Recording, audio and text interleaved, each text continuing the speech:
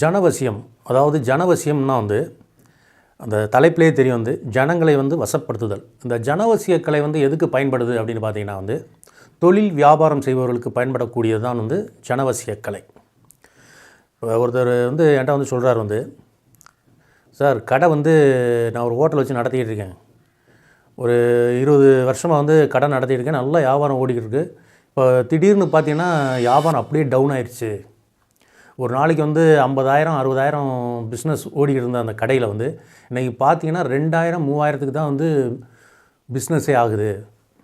அது போக டேஸ்ட்டு மாறலை, வேலையாட்களால் எந்த பிரச்சனையும் இல்லை அப்படின்னு அவர் சைடில் என்ன சொல்கிறாரு, எல்லா பிரச்சனையும் எதுவுமே தொழில் ரீதியாக பிரச்சனை கிடையாது, ஆனால் வியாபாரம் டவுன் ஆயிடுச்சு.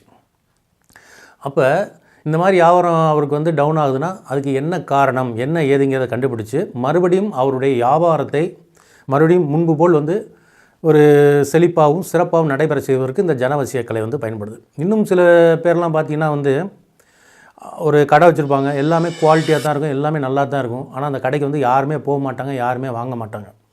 ஸோ அந்த மாதிரியான சில பிரச்சனைகள் இருக்கும். அதே மாதிரி தொழிலில் பார்த்திங்கன்னா தொழில் செய்யக்கூடிய இடங்களில் பிரச்சனை இருக்கும் சிலருக்கு. அதே மாதிரி வேலையாட்களால் பிரச்சனைகள் இருக்கும்.